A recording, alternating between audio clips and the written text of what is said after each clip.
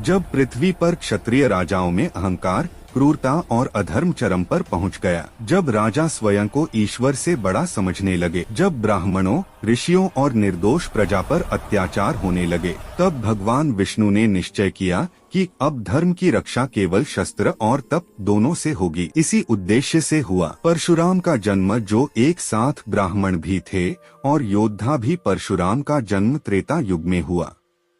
पिता महर्षि जमदग्नि महान तपस्वी ऋषि भृगु के वंशज, माता रेणुका पवित्र पतिव्रता तपस्विनी।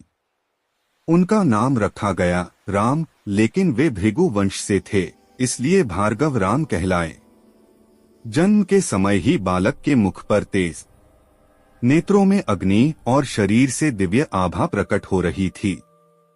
ऋषियों ने भविष्यवाणी की, यह बालक क्षत्रियों के अहंकार का विनाश करेगा।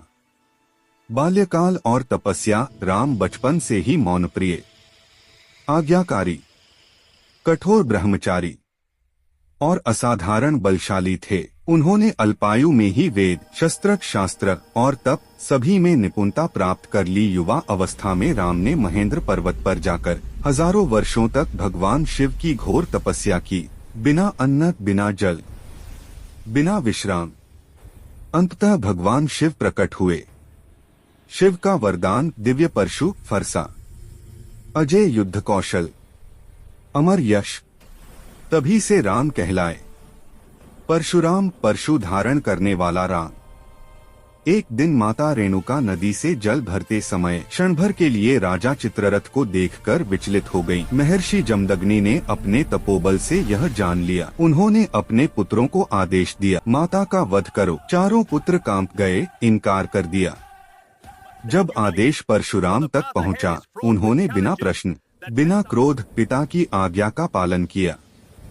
पिता प्रसन्न हुए और वरदान मांगने को कहा। परशुराम ने मांगा, माता पुनः जीवित हों, भाई उन्हें क्षमा करें और उन्हें स्मरण न रहे। यह घटना परशुराम की आज्ञा, त्याग और धर्मनिष्ठा को दर्शाती है। वंशी राजा कार्तवीर्य अर्जुन, 1000 भुजाओं वाला, अपार शक्तिशाली, लेकिन घोर अहंकारी। वह जमदग्नि आश्रम आया। कामधेनु गाय ने दिव्य भोजन कराया। राजा ने लालच में आकर कामधेनु छीन ली। जब परशुराम लौटे, उन्होंने अकेले ही राजा की सेना नष्ट कर दी, सहस्त्रार्जुन का वध कर दिया। सहस्त्रार्जुन के पुत्रों ने बदला लेने के लिए आश्रम पर आक्रमण किया। महर्षि जमदग्नि का सिर काट दिया। माता रेणुका विलाप करने लगी। यह दृश्य देखकर परशुराम का क्रोध प्रलय बन गया।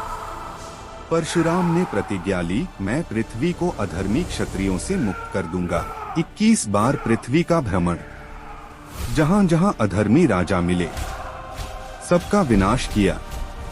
यह युद्ध सत्ता के लिए नहीं, धर्म के लिए था। उनके रक्त से समंत पंचक तीर्थ भर गया। युद्धों के बाद परशुराम को आत्मग्लानि हुई। उन्होंने समस्त पृथ्वी कश्यप ऋषि को दान दी, स्वयं वन में चले गए। कश्यप ऋषि ने कहा, पृथ्वी छोड़ दो। परशुराम समुद्र किनारे गए। परशु उठाया, समुद्र की ओर फेंका। जहां तक परशु गिरा, वहां तक समुद्र पीछे हट गया। उसी भूमि से बना केरल। स्वयंवर में शिव धनुष टूटते ही परशुराम प्रकट हुए। क्रोधित होकर बोले, यह धनुष तोड़ने वाला कौन? श्री राम ने विष्णु तत्व प्रकट किया। वैष्णव धनुष उठाया। परशुराम समझ गए, आप ही पूर्ण विष्णु हैं। उन्होंने अपना परशु त्याग दिया और तपस्या में लौट गए। परशुराम चिरंजीवी, कल की अवतार के गुरु होंगे। जब धर्म कमजोर पड़ता है, तब ईश्वर स्वयं शस्त्र उठाते हैं।